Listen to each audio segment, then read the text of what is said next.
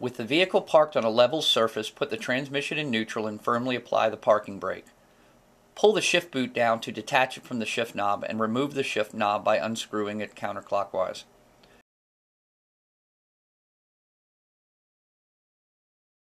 To remove the shifter boot, simply pull up on the edges and remove it. Now open the center glove box to expose the rear 2 Phillips screws. These hold the center console down to the vehicle. Remove these 2 screws with the Phillips screwdriver and then lift the console up from the rear and over the parking brake. If you lift the parking brake up as high as possible, it makes it much easier to remove the center console. The front of the center console is simply held down by tabs. There are no screws holding the front of the console down. Note, only on 2008 and newer vehicles will you have this extra sound pad. If it is not on your vehicle, simply proceed to the next step of removing the rubber dust boot. You will be reusing both the rubber dust boot and the sound pad if applicable, so do not discard these 2 items.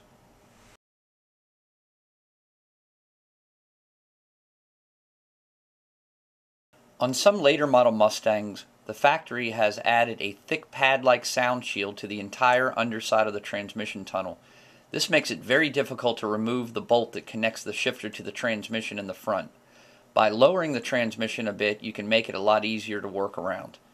Please note that on some vehicles the trans support bolts have 15mm heads and some have 18mm heads. Use the appropriate socket. You do not have to remove the bracket entirely, just lower it about 1 inch.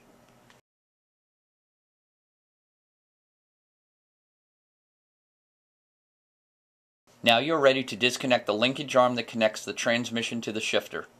Using either a 13mm ratcheting box wrench or 13mm socket, remove the lock nut as shown. Make sure you do not lose this lock nut, as it will be reused when you install the MGW shifter. Push the linkage arm out of the center shaft on the shifter as shown and just let it hang down out of the way.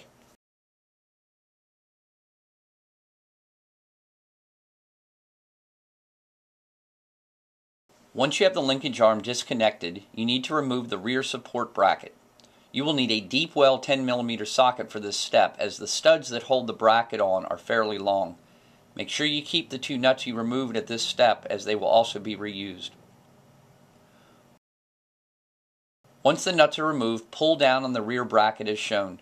Note that on one side of the vehicle, the factory has a panel type nut on one of the studs to hold the bracket in place when they install the shifter during the assembly process at the plant. Reach up and squeeze the fastener while pulling down on the bracket to remove.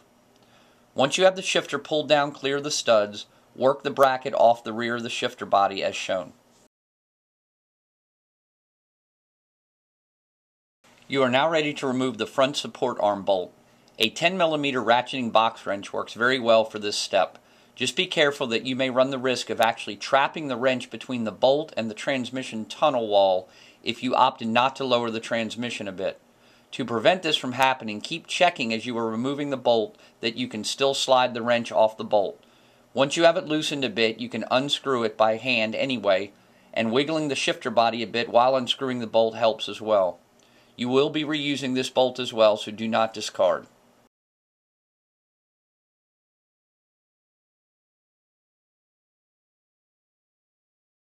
Once the front bolt is removed, the stock shifter is ready to be removed from the vehicle. Work the shifter up through the opening on the transmission tunnel as shown. Be careful and take your time. Also, it is very helpful to have someone in the car to help guide the shifter out, but it is not necessary.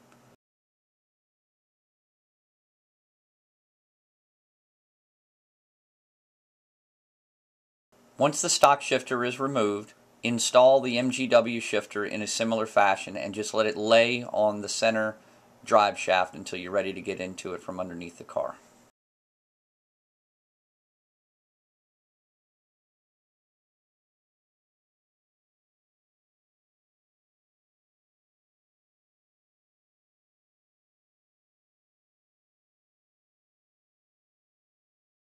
The MGW shifter kit includes both a stainless heavy lock washer and Loctite for the front support arm bolt.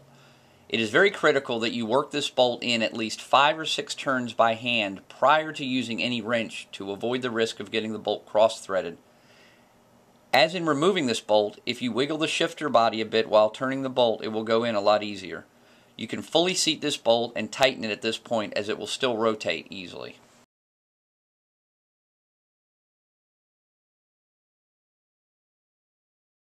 When installing the MGW rear support bracket, be sure the stainless plate and screw head on the bracket are facing the rear of the vehicle. Slide the bracket onto the pins on the shifter body and then slide the shifter up and onto the 2 studs on the vehicle. The MGW kit provides both a large fender washer and lock washer for each nut. Put the fender washer on first, then the lock washer. You may also want to put some of the supplied Loctite on the 2 nuts prior to seating them in place, using the 10mm deep well socket once again.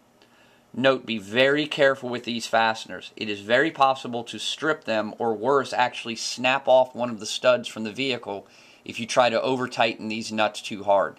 Do not use any more than wrist pressure with a socket when seating them.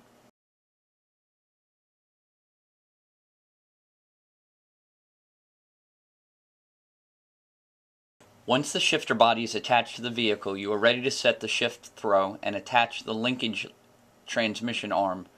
To set the shift throw, it is crucial that you first screw the linkage bracket all the way clockwise until it stops. Then back it out until the arrow is facing the driver's side of the vehicle. This is your longest throw setting, which is approximately 15% shorter than stock. The maximum allowable turns is 10. Attempting to set the shifter outside this range is very dangerous. You could damage both the shifter and the vehicle. Always make sure the arrow is pointing to the driver's side of the vehicle when inserting the linkage arm back into the bracket. Please note that if you ever decide to adjust the throw again, you still should always fully seat the bracket to the 0 position again, even if you think you remember the last setting. For reference, most MGW customers find setting the bracket 4 to 5 turns out is ideal. Keep in mind, the shorter the throw, the notchier the transmission will feel. Also, do not over-torque the lock nut when tightening the factory linkage arm. The threads are not that great quality and can strip out easily as well. The final step under the vehicle is to raise the transmission back into place using a crisscross pattern similar to mounting a wheel. Fully tighten all 4 bolts, torquing to about 60 foot-pounds. Make sure you double check all 4 bolts that they are tight. This is also a very good time to recheck the front support bolt, the rear support bracket nuts, and the linkage lock nut once again, just to make sure that they are all tight. You are now ready to lower the vehicle and continue the installation from inside the car. This next step is probably the most aggravating and frustrating of the entire installation, but it is also very critical. If the main rubber dust boot is not installed correctly, you can get a lot of road noise coming into the cabin. Note the boot has a small opening on the bottom. This opening must be stretched around the top base cap on the MGW shifter. It is quite challenging, and some people actually install the boot on the shifter before even inserting it into the tunnel. This is probably a very good idea. Just take your time though and make sure it is properly sealed. Then work the outer flange of the boot into the oval cutout of the transmission tunnel as shown. A small flat blade screwdriver or trim tool helps with this step.